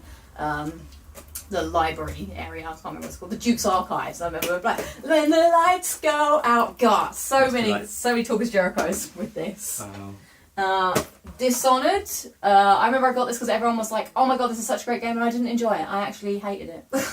I got to the end and I think it's because it's first person stealth game. But I got so into the art style, like watching all the reviews about it, that I even did some kind of university thing about it, being like, oh my god, steampunk and everything. And then I played the game and I was like, how do you stealth in first person? Like, you're hiding, and then you're having to do that, and then of course everyone sees you. I was like, how am I supposed to see? What's going on? So, I don't think you ever played this. Yeah, never played it. Yeah, it was... I know a lot of people love it, and I have a controversial opinion about it. I feel like I'm about to expose all my controversial opinions in this video, but yeah, I just couldn't get into it, and maybe it's just because I sucked. But I appreciate what the game was trying to do. I wish I liked it. I mean, 78 games, 79 games is always going to be... You can't love them all. It's true. just impossible. Next up, Skate 2, which I remember I used to play a lot of skating games back on the PS2 era. Oh, the Tony Hawk's games, yeah, they were really fun. Exactly, so this was like the next best thing, but this was more like realistic skating. Yeah, I don't remember this. I don't think I played it, but I remember you getting it, yeah. Yeah, so. I can't remember. I feel like I have... This was like quite one of the oldest games we got. 2009, so it's probably one of the first games I got on the PS3. I remember I enjoyed it for what it was, but I got to a sort of difficulty point where I was like, I can't get any better at this. It was fun to skate about, but yeah, maybe my skating days were behind me. Let's go here. So XCOM Enemy Unknown. This is actually not a game that I got. This is a game that a friend sent me. This is more of a tactical strategic game. They were like, oh, they really liked it, and they sent it to me, and I never played it, so sorry. Thank you for sending it to me though. I appreciate it. Oh, I remember the story behind this one. Oh, I don't remember the story. What's the story behind this one? Well, because Call of Duty, I was not a Call of Duty person. You got this for Christmas. Okay, yeah. Everybody had Call of Duty at school. Everybody played it. So this was a game that I actually played online with my friends and stuff like that. Because we never played Call of Duty before this, but Modern Warfare 2, I big Call of Duty fans probably know this is like meant to be the game. Yeah. So I never played the campaign. I just used to play online. But like most people. Or was it like it's a really cheap version or something? No. It was. I remember you opened it up at the end of Christmas Day. Like it was like one of the last things you opened up, and Mum was like, "What?" when she saw that you had this game. Oh really? She was like, "You can't have this game.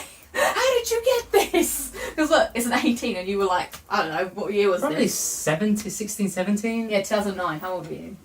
Maybe I 15, was 18, so yeah, probably 15, yeah. maybe. And Mum, I had to like be like, but Mum, all his friends are playing it. He's got to play with his friends. And we bought the little mic set so you could play with your friends. But Mum was not happy because my mum's a pacifist. She was like, my mum was probably drunk as well. Oh yeah, probably. Contains strong bloody violence, so that's probably But yeah, I remember giving it a try. I tried playing it. I got a few trophies in it, but Soldier Men aren't my deal. Yeah, it is fun. I mean, I got into it like just playing. I was never that good at it, and I used to like camping, which is probably like really saying the most like offensive thing ever. Yeah. I used to think there was all these rules, and I used to like doing the little stab stuff as well, like R3 or something. And the kill strikes and all that. Yeah, but that's the only one. Yeah, it's okay. It's a fun game. I can understand why people really like it. But not for us. The other thing that me and Owen like a lot is Doctor Who. So we would always endeavour to play the Doctor Who games. So Doctor Who: The Eternity Clock is actually a co-op game. Oh yeah, But we can play. So we did play the whole game together, and then I played it separately because the platinum glitched on me, so I had to play the whole game again. But I thought this was probably one of the best Doctor Who games. To be fair, it's not perfect. I think Doctor Who games are really kind of elusive. Like it's really difficult to take a TV show and make it into a game, especially because the Doctor is like Mum, the pacifist. He doesn't use weapons or anything like that. But yeah, this one they did quite well. You played as the Doctor and like River Songs, like one of the big characters, and Matt Smith. They had a lot of cool monsters in. I don't think I would have enjoyed playing it on my own. I think just playing it as the card was what was fun. We played it together, and that's what kind of made it fun. Yeah, and it was it was Matt Smith and Alex Kidd did a good job. They did the voices, so it was like I like it when it's actually them as well, and so it was also the other thing about Doctor Who games. They always like have puzzles in it, which I think is the least interesting part of it, but I thought this was probably the best Doctor Who game. Yeah, it probably is. Yeah. Other than maybe Lego Dimensions, the Peter Capaldi. That was pretty good. This was definitely more Doctor Who. Yeah, Daleks and Cybermen and everything. Yeah, I like this a lot.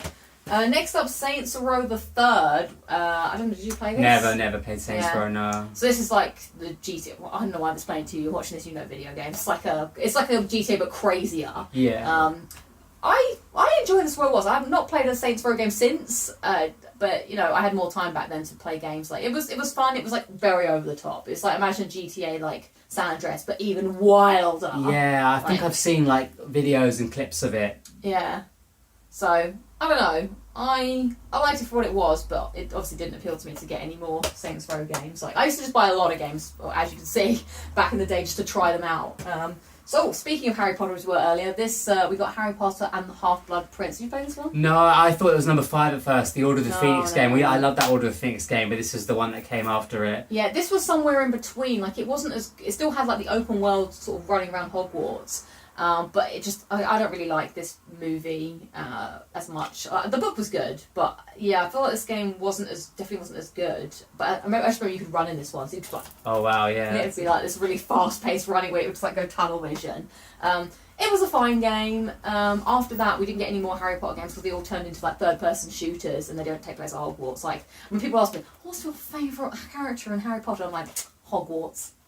That's my favourite character. So yeah, that was fine. That was probably one of my first platinums as well. Here we have add-on content pass Borderlands 2. This is its films. This is the DLC for Borderlands, which I picked up at the charity sale at work. Obviously, never have opened it. In fact, I bought some of it. I don't know why I picked this up, to be honest. So this is an unopened copy of the DLC. Interesting how they made DLC sometimes. Yeah, it's a bit like the GTA earlier one as well. Another unopened game, Diablo 3. I must have picked this up again at a charity sale. I've never really been... I think sometimes I pick up games where I was like, oh, maybe I will play this, but it probably came too late into the PlayStation 3 life cycle for me to even think about playing it. In fact... I've already had a PS4 by then, maybe. I don't know. So yeah, I don't know. I guess this is a good game, but it's not. It's more just like a looter shooter type thing. I don't think it's something I would really play, to be honest. Next up, let's go for Rayman Origins. Yeah, this is a good game. It's a fun game, yeah. Yeah. We used to play a lot of platformers as kids, so this is why. And we did have the Rayman games. Yeah, we had those Rayman's Rush, the racing game as well, and Rayman I think is 2 or something. But this is like really colourful. The soundtrack is so good as well. Like there was the Lum song that was it called? We all really like the. And the thing is, you can play 3-player, so we play with Imogen as well. So us 2 and Imogen. The little thing goes. Yeah. I love the soccer thing you can do as well. I'm saying soccer. I can't believe it. I love the football thing you can do as well in the Rayman. That's quite fun as well. I think this is my favourite of the 2. Like it was short and simple, but it was nice. Yeah, I don't think I played Legends that much, but this was really fun, really colourful. And I think at the time, I don't think we expected to get a Rayman game really, but just seeing how positive the reviews were, I feel like Rayman really took its stock up with Rayman Origins. Yeah, this was a lot of fun, this game. I actually platinumed this game twice, once on PS3 and once on PS Vr. Oh, okay. Yeah, because I liked it that much. Next up, we have Beyond Two Souls. This is a Quantic Dream game, which I don't think you played this game.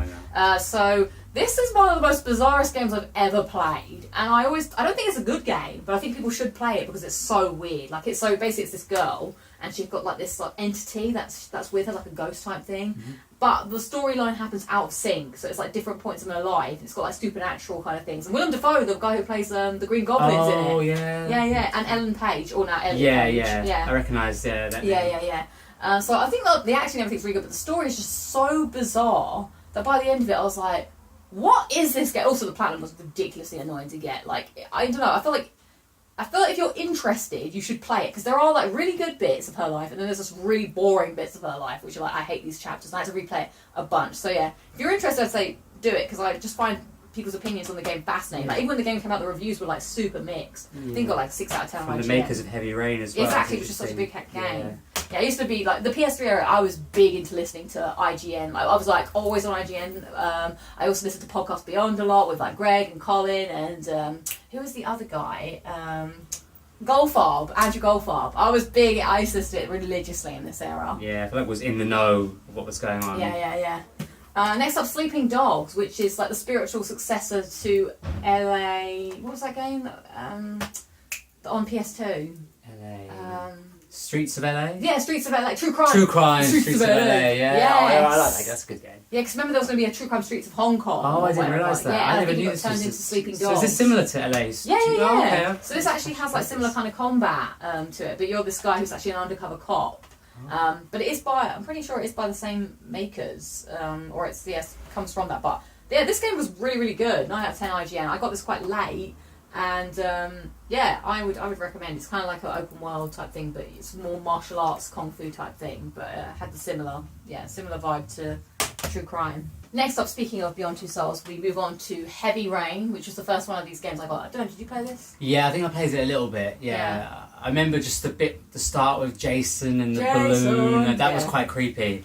Yeah, that was quite, because you could tell there was an ominous sense of something bad was going to happen. Look, inside you have the origami, because it's the origami killer. Yeah. I think I made this. I never played through the end, so I don't remember how the story goes. Yeah. This was really highly rated. This was like meant to be really anticipated when it came out, though. And there's been loads of buzz about this game, so I don't know if it lived up to the expectations or not. 9 out of 10 from Eurogamer on the front cover. I think this is probably still their best game. I do like Detroit a lot, which came out on PS4. But because this was like your characters could die if you made the wrong decisions and stuff. Yeah, that was so cool decision really making. Yeah, that was. Yeah. I actually remember we were having dinner once, Sunday dinner, and Mum was like, you don't have this game, do you? Because they were talking about it this morning, and it's a game, it's called, this morning we're talking about Heavy Rain and how it's too violent and stuff. And she was like, there's a guy that cuts his finger off, and I was like, yeah, I have that game. She's like, you can't be playing that game. And I was like, actually I can. It's a 15, and I'm like... Yeah, it's only a 15, Yeah, she was like, gonna have a go at me, and I was like, it's a 15, and I am like 19. So, I don't know why they were talking about...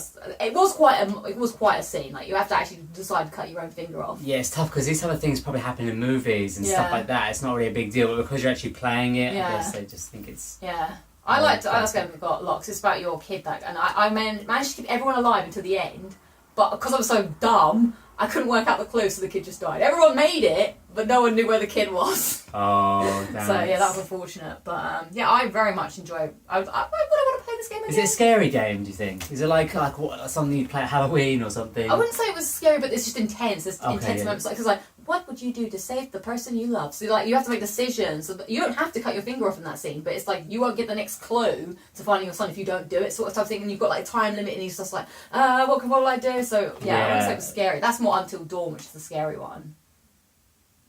I see. Yeah, that's a a bit horror more. game. Yeah, I'm trying to think. I think I've heard of that game. Yeah, that is good. So highly recommend. This is probably one of the back in the days. Actually, I would say it's probably one of my top 10 PS3 games. It's hard to do a hot top 10 without because now I've got PS5, PS, that's so many. Next up, Dragon Age 2. I know you didn't play this game. No. You don't know what it is. No, some of these random collections. Yes. So my friend again sent me this because they were like, you need to play these games, they're really good. And I remember I really wanted to play Dragon Age 2 over Dragon Age 1 because they sent me both Dragon Age and Dragon Age 2. And I was like, I can't bother to play the first game. The first game's normally rubbish. But I still did it anyway because it's actually this game that's rubbish.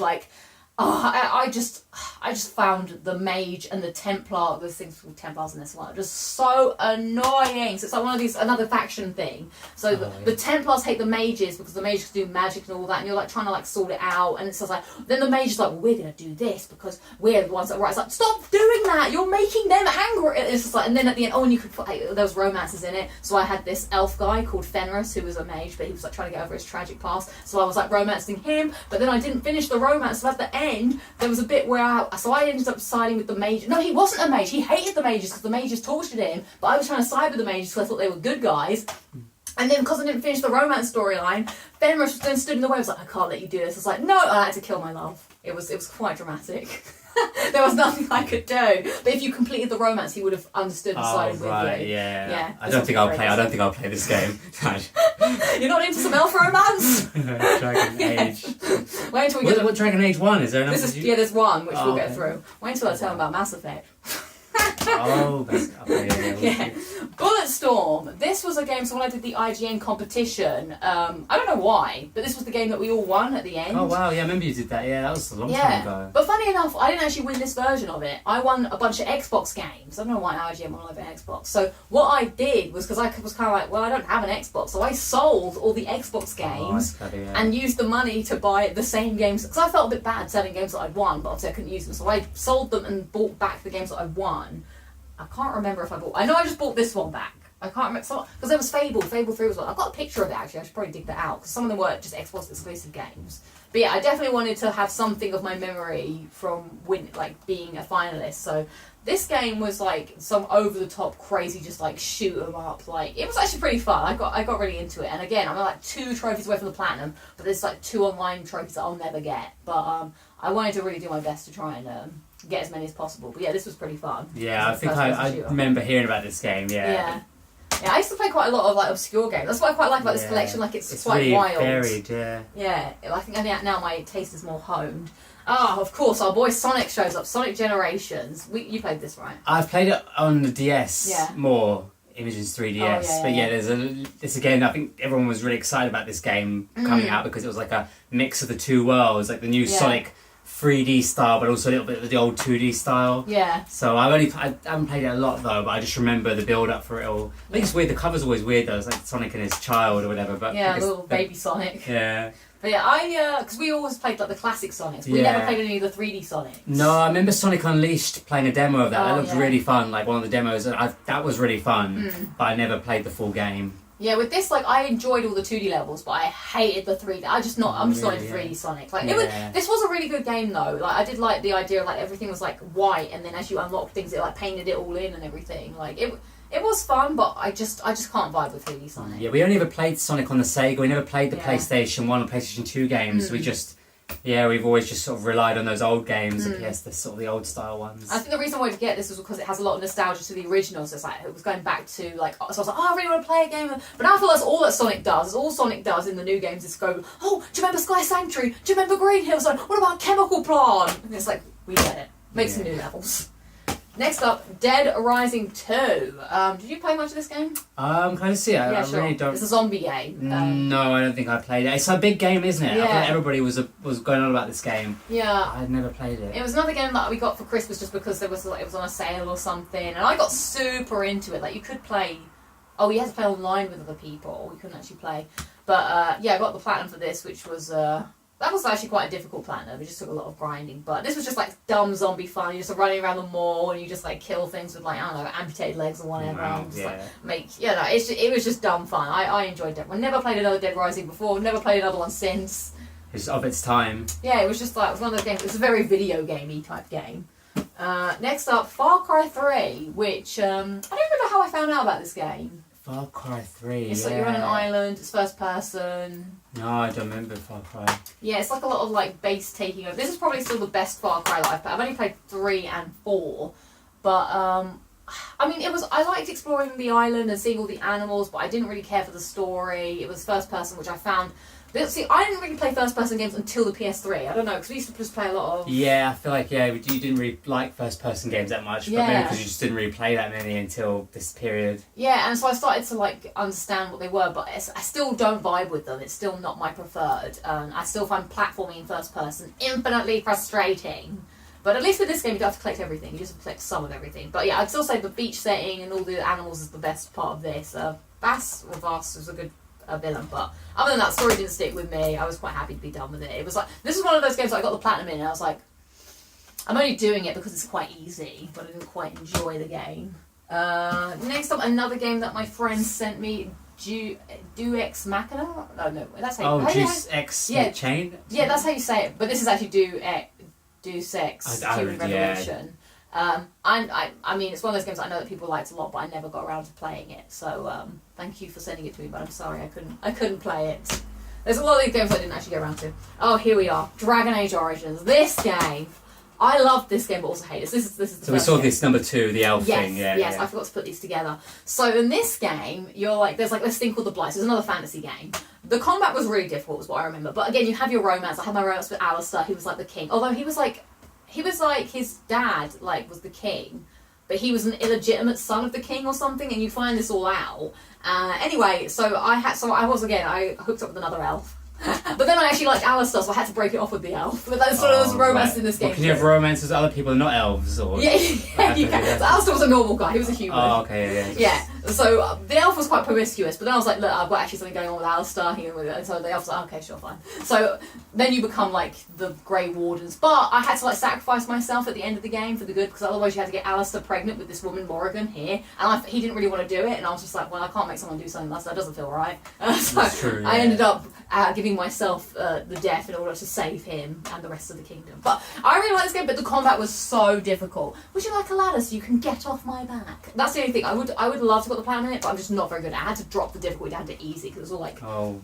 Yeah, it was kind of like tactical stuff. So you'd have a party and you would just like do your moves over and over, and then you pick your other people to do your moves, and I just wasn't very good at it. But I very much enjoyed the story. Yeah, Yeah, it's the only Dragon Age I actually like. I don't like Inquisition that much, and I didn't like...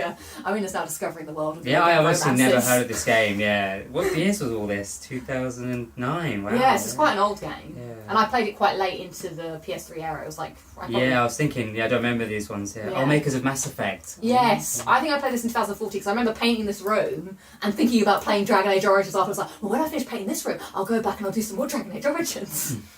So yeah. Next up, Kane and Lynch 2, Dog Days. We played this together. We got this quite cheap, I think. Yeah. I don't know. I think we got it just because it was a co-op game. Yeah, I think we played the demo, and was it online? I think it was online. There was an online, online was really thing. fun. Yeah. I feel like the online was so fun. You started in this room and you had to go. I don't even remember it, but I remember it was really fun. And I think we literally bought it based on that alone. Yes, Grief, let alone the story. I don't know why, but then we got it. I never played it as much, but just that initial demo, whatever it was, or something that we had that based online. I remember really that being fun. But play as Lynch, a medicated psycho. That's what it said. But yeah, I remember us playing it together. We tried to get for the story co-op. I'm not sure if we made it all the way or not. Yeah, I don't remember playing it that I just much. remember it was kind of like weird camera filmed kind of thing, and there was like a bit where we woke up, we were both naked and all cut up, and we had to run through the streets. They're like, get out of the thing. I was like, this is a weird game. But yeah, I didn't really vibe with me. I think I remember trying to get as many trophies as I could, but I didn't really care for it. Yeah. It didn't stick with me. Next up, Tomb Raider. Did you play this? No, I mean, I know obviously the original Tomb Raiders on the PlayStation. I played that, but not this one. What does Lara Croft look like? Does she look like the girl in the movie or the woman in the movie? No, well... The modern movies. Maybe, I'm not sure. It's just, well, she looks more realistic. Yeah. This was like they were trying to go for like a more... No, I just didn't know if it was based on the movie or not. Oh, no, this was an original story. Oh, so okay, they were that's trying cool. to... This was like her origin story. Like, how did she become Lara Croft, the Tomb Raider type thing? Yeah. It's like a sort of survival on an island type thing. And there was a lot of gruesome deaths in this. This is probably still to date the best Tomb Raider. Out of the trilogy. Well, I've not played the third one, so I can't really speak to that, but I didn't really enjoy Rise as much, but this was quite good. Yeah, I mean, I really enjoyed, I know it's different, but the PlayStation ones, those are really fun, so I don't know if I should check out how different is it to those PlayStation ones. Is it quite different, or...? It's kind of more like Uncharted, but less story narrative, so it's still like you're in like a place and you're exploring, and there's like linear bits, a bit of exploration and solving tombs, so it's kind of a mix and match between the both. Okay, but yeah, sense. I thought the story for this was pretty good, and I enjoyed the combat, and it was the multiplayer that was a massive grind. Did you trophies on this? Did you? I got the platinum on this. This is quite a rare platinum because you have to get to level 60 in the online. The online was trash. So a lot of these games, which I haven't really mentioned, but we have a bit. had multiplayer, because multiplayer was a big deal. So this was one of the ones that had a tacked on multiplayer, just because that was what people did. Like, well, multiplayer actually, not online, multiplayer. No, not online. Oh, I see. Like a tacked on like deathmatch type thing. Oh, okay. Yeah, so this one wasn't very good, so it died very quickly. So in order to get the trophies, it was like you had to play by yourself, you had to find groups to boost, because no one played it because it was bad. Yeah, like every game and their mother had a tacked on multiplayer game back in this day. Thankfully that phased out in the PS4 era. Like I'm sure if they made like a Crash Bandicoot game, they'd find a way to stick an AK-47 in his hand to be like, oh man, let's have deathmatch! You versus Cortex! That's what happened in every one of these games. Next up, Bioshock. I don't think you played this one. I know of it, but yeah. This is Bioshock Infinite. So I heard a lot about Bioshock. Never play. Now, be careful now. If you might want to sit down. I've never played Bioshock 1 or 2. This was the first ever Bioshock I played, and I did not enjoy it. Again, because it's first person. I found it frustrating. I didn't really want to get the platinum back in the day, but I was like, you know what? It just ain't for me. But I'm going to make amends this year. I'm going to play Bioshock for the first time to get my Grand Slam Platinum. But I'm going to play the PS4 version, but that will be my PS3. And I'll see if I like it anymore. I think I just don't vibe with first-person games. Like, I just find them difficult. Yeah. But people who did like it's the winner of over 80 awards, so... So what do I know? Yeah. That's pretty cool. I know, it was like a really weird I remember story. you watching, you got to your birthday, I think I remember you watching you playing this. Yeah, I remember seeing that a little bit. Yeah, it was weird. I got to the end, I was like, okay. It was fine. Next up... Yeah, I saw this earlier, I was like, I've never heard of this game. I can't remember how I got this, or why it's in my possession. Wet. It was like, apparently a lot of people used to get the Platinum Trophy for it. Back in the day, it was one of those ones.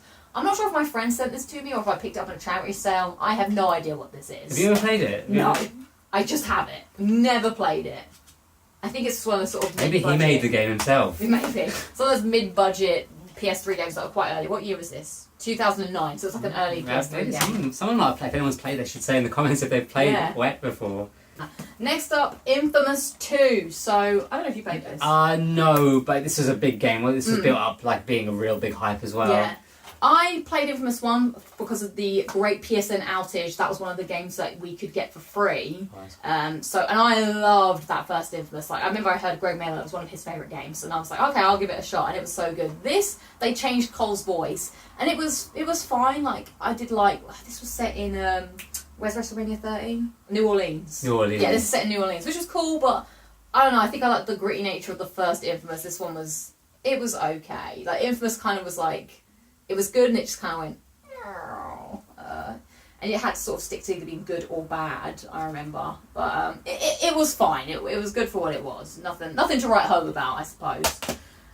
Next up, Mass Effect 3. So the only Mass Effect I have, physically, is Mass Effect 3. Because I played Mass Effect 2 when it came out on PS Plus. It was like a PS Plus 3 game. And then I bought Mass Effect 1 digitally after I played 3.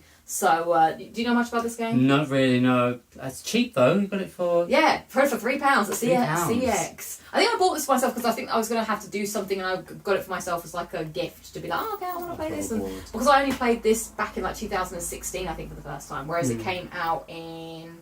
Where does it say? This was 2012, but I think the first one was like... Actually, the first one was an Xbox exclusive game. Oh, wow. So, yeah, I think the first time PlayStation players could actually play it. I can't remember when it came to PlayStation, the original one. But the Mass Effect 2 is the most highly rated one. But this is my favourite one. I love Mass Effect 3. So, in this game, you're Commander Shepard, who is this guy. But you can play as Commander Shepard, either female or male. So I would play as Femme Shep, which we call her. And my romance... This is another game where you had another romance. Yeah, they're actually quite good. So you get to like know the characters, and then you like... So there's like a bunch of characters on a ship, and you have to like talk to them, obviously, while doing all the stuff to save the world, the universe, and galaxy. And then you like sort of pick ones, and you get to know them, and then you're like, oh, actually, they're really nice. And Garrus is like this alien guy. I don't know if there's a picture of him. But he likes to, like, you know, he's very much, he was like a sniper, he did calibration, you get to know, and then eventually you form like a romance with them, and then you have like cute little scenes with them, and this one you get to go on a date with him. Okay, but that's not the main storyline. That's all just well, it can be. That's all just side. Yeah, but it's part of the fun. Surely the stakes must be higher, though. Oh, yeah, well, the Reapers are coming, and they're going to, like, See, I no time for romance in the games. You've got people to say... It's all about the romance. Things to do. Yeah. How else are you supposed to end the world without your lover by your side? Where you're like, come on, Garrus, we're going to go and save the world together. But you could, like, Miranda was like this other girl that everyone thought she was, like, artificially hot, so everyone liked her. But I liked mine. I see, because can you play as a woman character? Yeah, so I played a woman character, yeah. a female character, or a male character. And then there were some people like Liara, you could romance her if you wanted as well. Like, it was kind of like, it was very flexible, which was quite cool. So it was like, there was some people that you could only romance in certain situations. So that's cool, that's pretty. Yeah, so that was like a big deal for a lot of people. They loved her. So Gareth still remains my number one romance. He is best boy. That's cool. This was me bizarre to hear. Did you know this was what I was doing? I was up to all these romances in these videos. No, I didn't. I just thought it was about aliens and space. Oh, it is about aliens in space. So I'd highly recommend it. Outside of that there is like a good story where. Yeah, no, I get it. I get it. Like, I think it's cool, like, to have a connection with the characters in the game as well. Like, I get all that. There's a lot of tension as well between like the different races, and I think it's really cool they built up. Like, I didn't think I'd be into this, but then people were like, "Be like Doctor Who," and I was like, fair dude. So it's like they made like this whole galaxy and like planets that you explore and stuff, and all these, like, you go to this place called the Citadel, which is basically like blue water but in space. It's blue water in space. Yeah, and so you just like go to the shops and you meet like all the different like people and all the different aliens. It's like super cool. Like, Okay, that's good. I really liked it a lot. Yeah, I think I remember playing maybe a demo of Mass Effect 2. Oh, right, so, yeah. That's what I remember.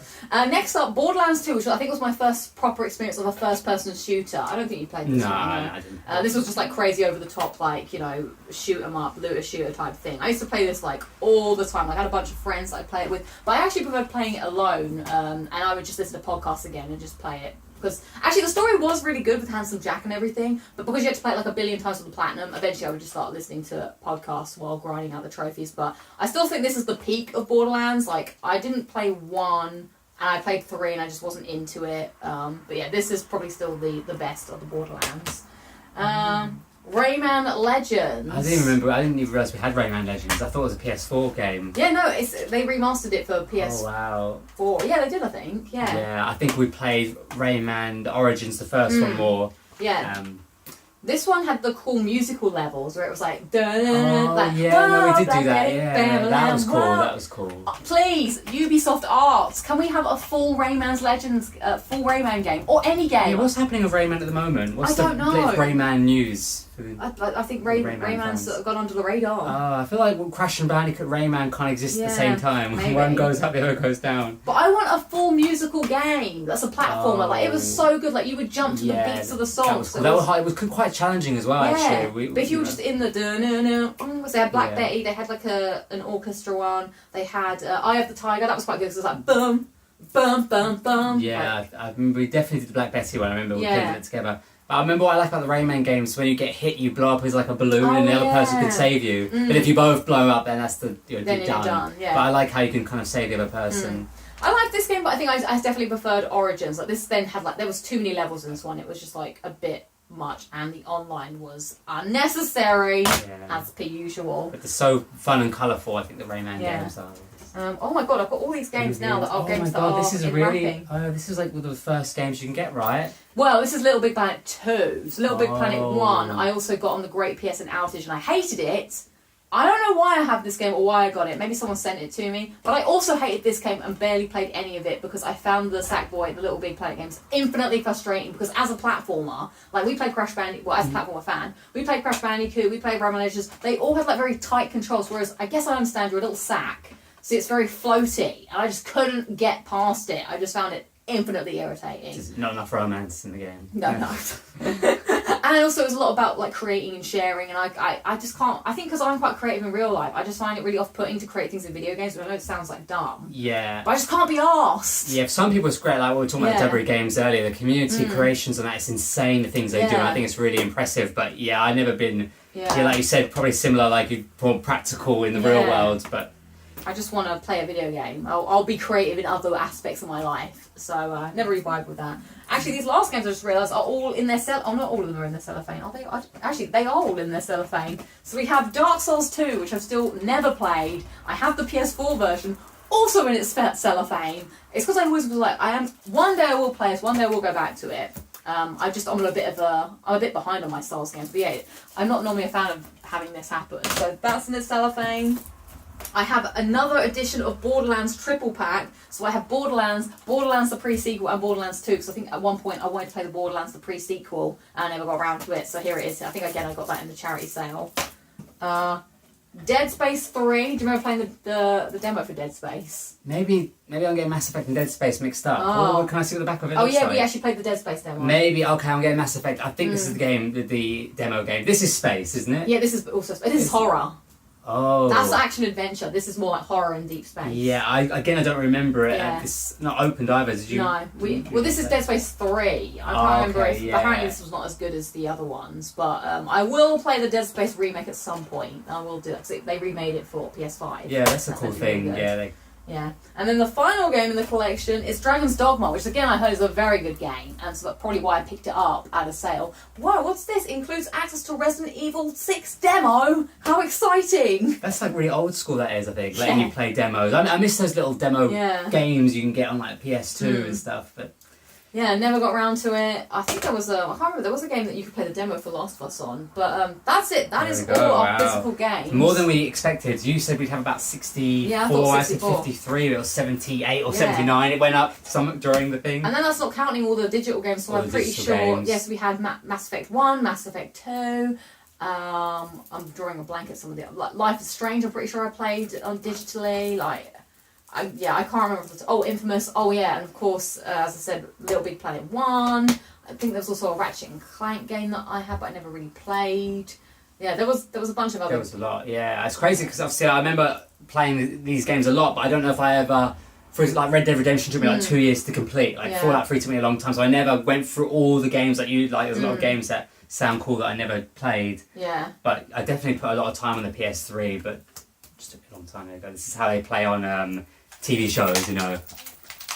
I hate how the controllers just go really gross though. We have quite a few controllers and they all just go really kind of gross and manky, but to no fault of your own, they just... I think certain games are so epic that you feel like this is going to break. Oh, that's just disgusting. Yeah, they are a bit of a mess. But to be fair, I mean, we don't play the PS3 that much. Yeah. There's one good controller. I mean, I play the PS3 sometimes. Yeah. Because there's a lot of like nostalgia in games, really, and. Yeah, this was the first edition of the PS button in the middle. Also had the 6-axis control and the triggers that actually did this. Yeah, this was cool. And the PS button was new for PS3. That was one of the things I used to do sometimes. You just lean on it. For God's sake. And the thing that's the touchpad now. The info, that thing the on PS4, button. That's not, they had this instead. Yeah, I prefer the touchpad to the select button. Yeah, I think I like the PS4 controller more than the PS3 though, because I'm playing PS4 Yeah, this is really small when you look at it. Yeah, it's just like the PS2 really. Yeah. One day I shall do a stream of some of these games. I just need to figure out the technology. So there it is. There are all 79 of our PlayStation 3 collections. Let us know in the comments. Quick, Owen, tell me top 3. Top 3, I would say Red Dead Redemption, Fallout 3, and WWE 2K14. Nice, okay. I'm going to go quick fire. Skyrim, Fallout 3, Dark Souls. Oh my god, I didn't say Uncharted. I lost I lost us on Uncharted. I was thinking if it's a burning building, you can only save one game. Oh, well actually I don't, I'd probably save the ones that I don't have digitally. So yeah, that's true. It doesn't really work as well. Yeah. You just go out and buy another game, really. Just buy it it's again. not like you can never get it again, yeah. So let us know in the comments, how many PlayStation 3 games do you have? Are you a physical person or are you a digital person? I have sadly become digital in the PS5 era, so I won't be able to do this for PS5. But it's nice to have a collection. Even before we filmed this video, my dad was like, why won't you throw them away? He doesn't get it. Yeah, he doesn't get it, yeah. So yeah, let us know your collection. Thank you so much for watching, and thank you, Owen, for being here and for being an oracle of knowledge on... some things I knew. The things I know, the things I don't know, I don't know. And that's how I feel my grave or whatever. Yeah, well, this is our joint collection, I see it. Same with the PS4. Yeah, I don't know if we missed out any big games. Like, is there big ones that we missed out on the PS2 collection? We missed out a lot of big games, but I feel like we covered a lot of good ones here, so if there's any big games we missed out that we should check out sometime. Yeah, I'd be really curious. I'm open to it, because I still see the PS3, I still open up sometimes. Yeah, I'm really curious if there's any, other than Bioshock, and maybe some Call of Duties, I'd be really curious, are there any big clangers missing from our collection that most people should have played, that we have? Maybe a Metal Gear Solid, potentially. Oh yeah, I really like we played a PS1 version of that. That was really good. Yeah, that's we the only played one I that. can think of. When you die, snake. That's right. Yeah. So yeah, that's about it. Thank you so much for watching. Thank you. And I'm sure we'll be back one day to do our PS4 collection. So until then, which may be in a year or two's time, happy playing and thank you for watching the channel and thank you for being here. Thank you. Bye. Bye.